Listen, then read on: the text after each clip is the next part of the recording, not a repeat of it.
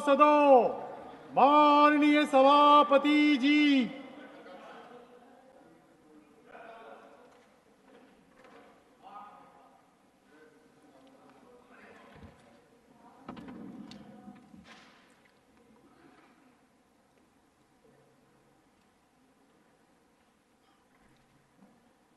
the Union Budget 2024-25 and the Budget of Union Territory of Jammu and Kashmir 2024-25 to be discussed together. I call upon former Finance Minister Sri P. Chidambaram to raise the discussion. Mr. Chidambaram.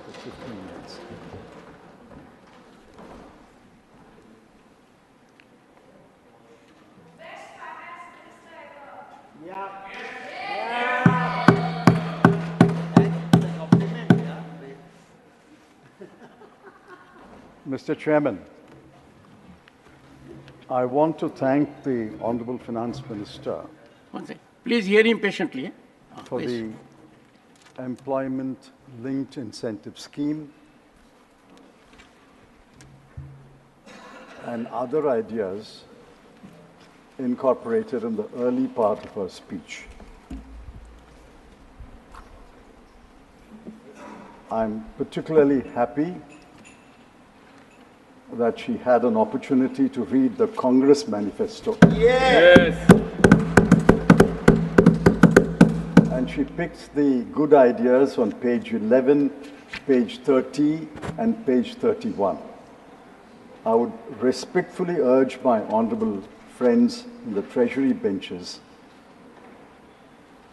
to read the Congress manifesto so that in your party, especially the External Affairs Minister, in your party meetings, you can persuade the Honorable Prime Minister and the Honorable Finance Minister to take some more ideas Yes. from our manifesto. yes. We'll be very, very happy to support you if you take those ideas. Copying is not prohibited in this House. In fact, copying is encouraged, copying is rewarded in this One House. second. One second. If you'll address the chair, it Copying will give a is- soothing feeling to me also. And that will be more appropriate, Mr. Chidambaram. Copying is encouraged and copying is rewarded in this House, so please copy a little more. Sir, I have 4 major themes, and I think I should be able to complete my submissions on each theme in about 4 or 5 minutes. The first is jobs. Unemployment is the biggest challenge.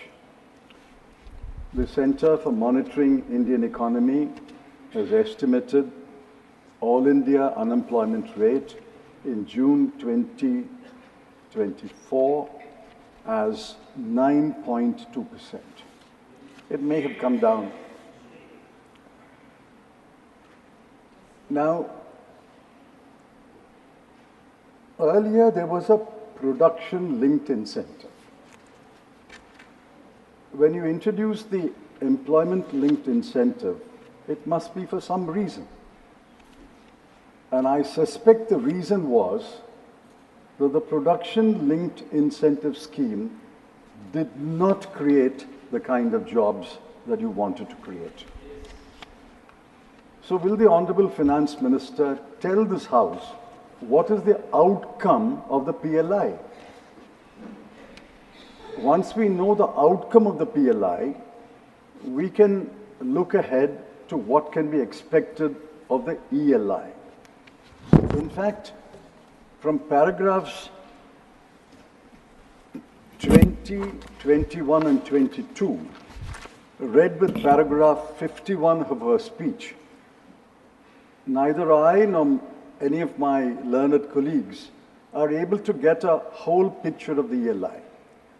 It seems to us that paragraph 20 talks about the same target industries like paragraph 21, and paragraph 21 talks about the same target industries as paragraph 22. But in paragraph 51, we were suddenly let down when you said Only 500 industries are selected. The numbers don't gel, the numbers don't match. Anyway, you have a ELI. It's an interesting idea, but it does not inspire confidence. And let me go on record to say it does not inspire confidence that you will be able to place 290 lakh people under the ELI that you have described. It should not turn out to be another election Jumla like your 2 crore jobs.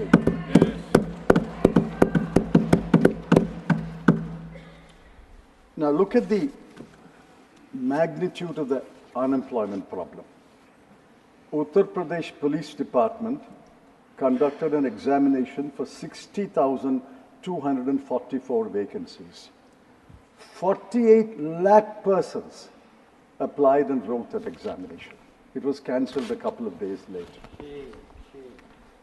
Air India wanted to fill 2,216 vacancies of handymen to do diverse jobs like repair and maintenance. 25,000 people thronged Mumbai airport for a walk-in interview, and the police had been called to restore law and order.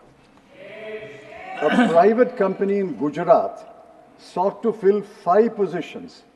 1,000 persons barged into that company.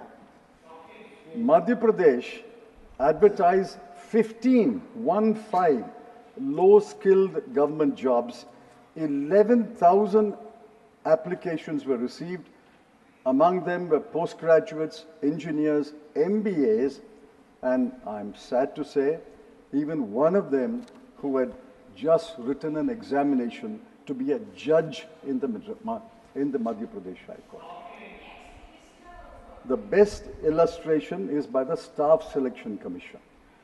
There are staff selection commissions at the center and in the states. Uttar Pradesh conducted an examination for 7,500 posts. 24,74,030 people applied for those jobs. And yet, the RBI, about 2-3 weeks ago, said, there is no jobs crisis in India. Exact words, no jobs crisis in India. Why didn't anyone from the minister or any officer stand up and say, we reject this statement. RBI is supposed to be cautious, conservative, and neutral. But you're cautious, you're conservative, and you're not neutral at all. Yes. Yes. I suggest, sir, that unemployment be taken seriously, and we will wait for the outcome of your ELI scheme. It is an interesting scheme. At the moment, I'm not impressed. I'm not convinced. The outcome alone will judge whether your intentions are good, whether you really want to tackle unemployment. Sir, the second broad subject is inflation. The Honorable Finance Minister, in paragraph 3 of her speech, dismissed the subject in 10 words. And I'm not exaggerating. Please go through the speech. Exactly 10 words. Is inflation such a trivial subject? You can deal with it casually and dismiss it in 10 words? WPI inflation is 3.4%. CPI inflation is 5.1%. Food inflation is 9.4%. Shame. This is data collected where you can collect data, mostly along towns and villages abutting the national highway, at best the state highway, at best the district highway. But go into the hinterland of India. Go into the KBK districts of Odisha. Go into the interiors of Dharmapuri or Ramanathapuram. The inflation is much higher than your 3.4% or 5.1% or 9.4%. And the chief economic advisor, who may be cautious, conservative. He has a degree of autonomy which no other officer of the government of India has. He said in his economic survey, quote, India's inflation continues to be low, stable, and moving towards the 4% target. It's been moving for the last 4 years. When will it arrive at the 4% target? Is inflation low? Is it stable? No. Is it moving towards the 4% target? No. If it is moving towards the 4% target, why has the RBI not revised downward the bank rate fixed in June 2023? Yes. Yes. This is the 13th month of a 6.5% bank rate. Bank rate is the good measure of where inflation is moving. If inflation is moving towards the 4% target, 4% is, the target is actually 4 plus or minus 2. It's not 4%. Assuming that 4% is the target, why is the RBI keeping the bank rate at 6.5% for the last 13 months?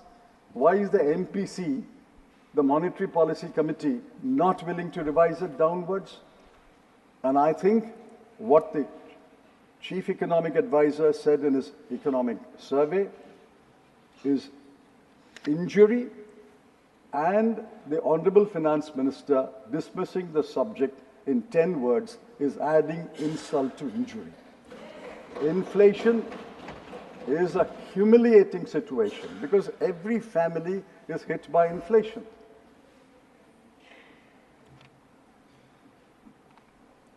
I warn this government, you are taking inflation not so seriously. The last set of by-elections punished you. You will not agree. But I think the last set of by-elections were out of 13 seats, 10 seats were won by the India bloc. Yeah. These are punishment, a warning administered to you. And if you don't take inflation seriously, you will be punished more. If you want to suffer the punishment, you're welcome to suffer the punishment. And in this situation, you claim that the growth was last year 8.2%. And this year it will be 6.5% to 7%. I'm not going into the macroeconomic analysis. Some of my colleagues will do that. I ask you, how do you arrive at this growth rate? You take the nominal growth rate and apply a deflator and arrive at the GDP. Sir, the House and you must know that the deflator that they have adopted for the manufacturing sector for last year is 1.7.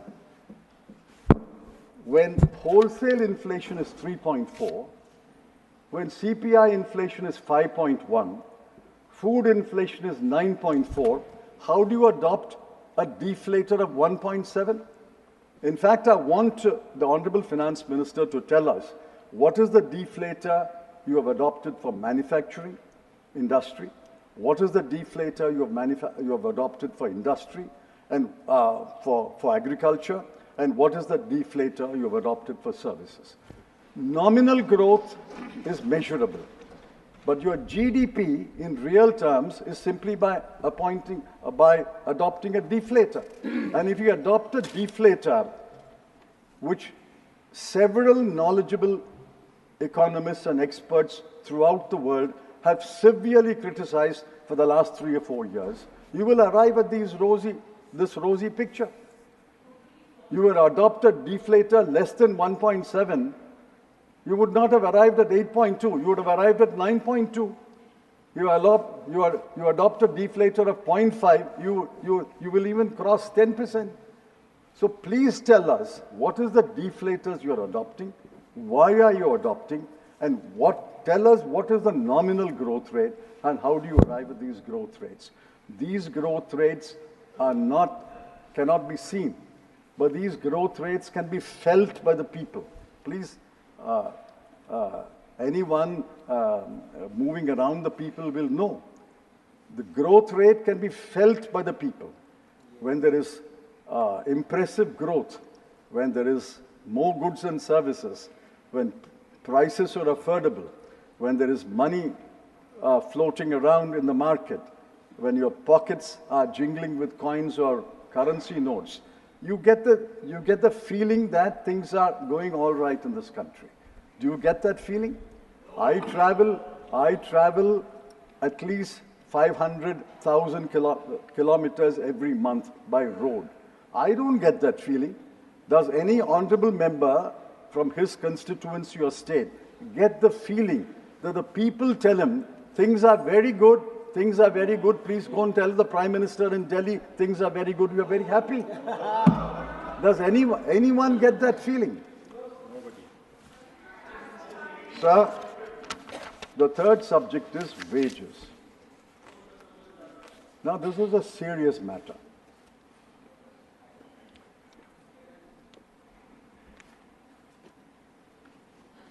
The Honorable Finance Minister said, I have given relief. Who has she given relief to? I don't grudge the relief. She has given relief. But who? In 22-23, the last figure I was able to access, the number of taxpayers is 7.4 crore. It may have increased to 8.5 crore. Out of that, 65% have zero tax liability. They file a return, but no tax. Assuming that the 60% remains constant, of say 8 crore or 9 crore taxpayers today, 5.5 to 6 crore will be zero tax liability. You have given relief to people who move to the new tax regime. The new tax regime, I've seen various calculations. Each paper has got a calculation. I have a chartered accountant who's given me a calculation from Gujarat, and he is very knowledgeable. He says that the relief given is between 9,651 rupees to 17,651 rupees. To whom? To this 2 to 3 crore people. India does not consist only of these 2 to 3 crore people. There are 142 crore in this country. Out of 142 crore, let's assume you have given relief to 2 to 3 crore people. What about the rest? Do you know the conditions of the rest? Your household consumption expenditure survey of the Government of India counted that the bottom 50%,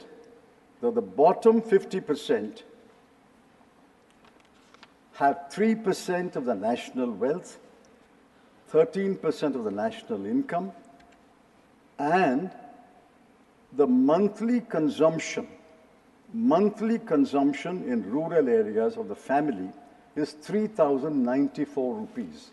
Multiplied by 12, you will arrive at about 37,000 rupees a year. In urban areas, it's 4,963 rupees. Multiplied by 12, you get 60,000 rupees.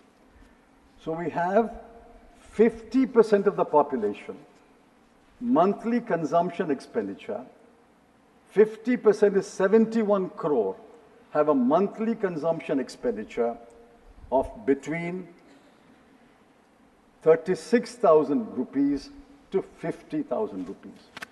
Are they rich or poor? This is the bottom 50, below the median. You go down to the bottom 20, go down to the bottom 10, they are even poorer.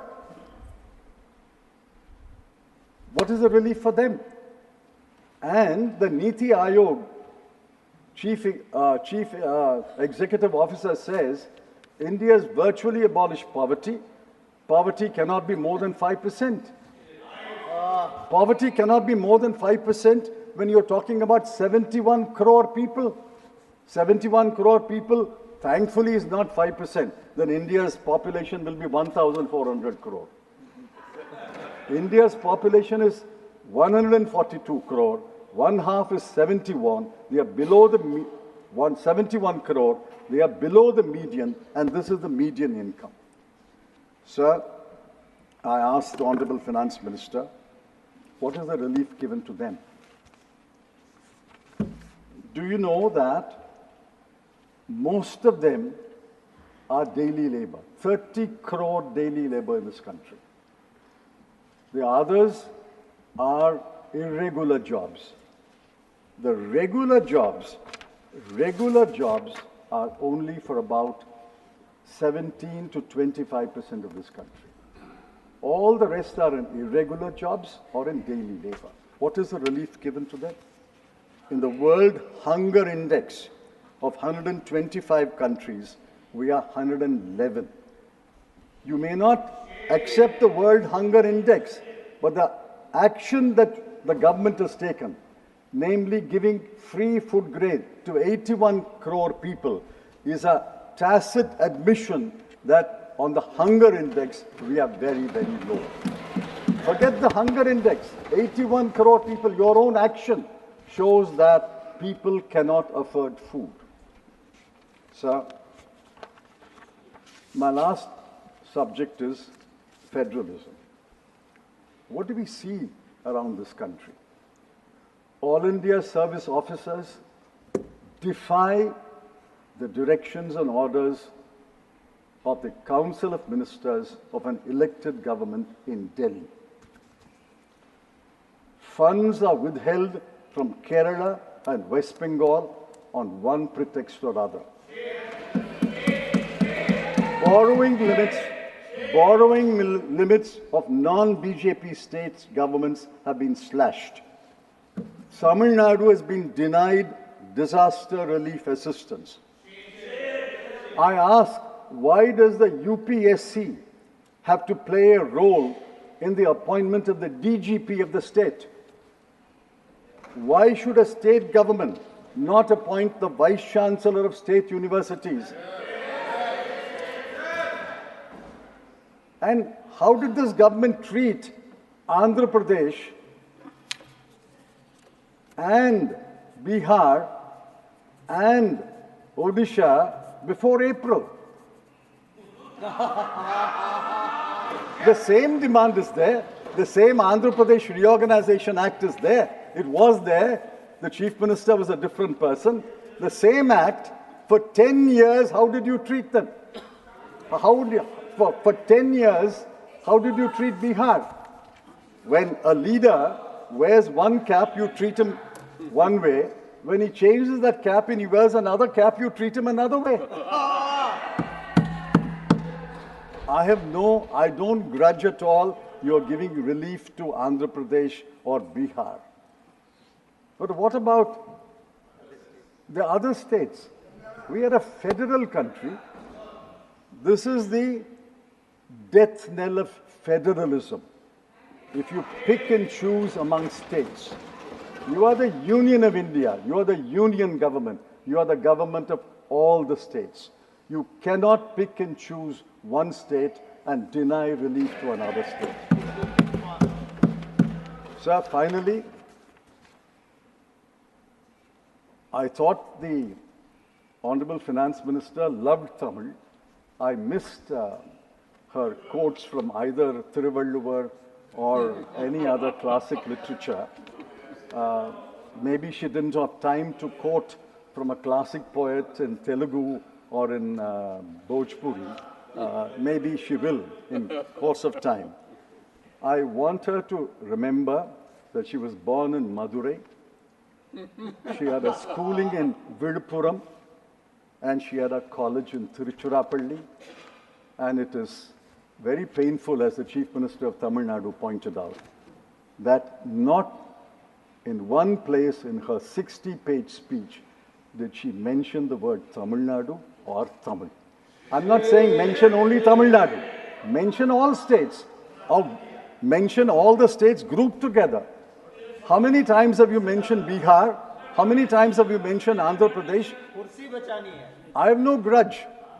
But please remember that there are other states in India, other states of people, other states elect Other states elect other governments, they vote against you. Please remember that.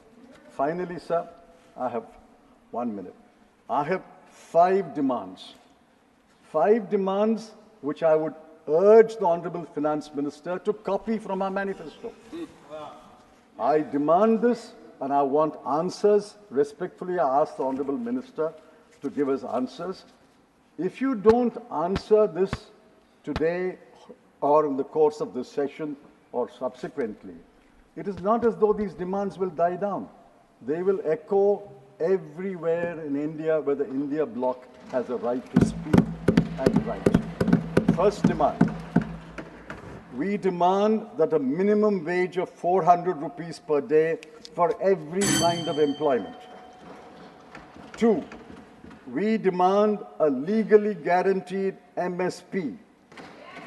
3, we demand a write-off of the unpaid balance of interest or installment of educational loans given up to March 2024.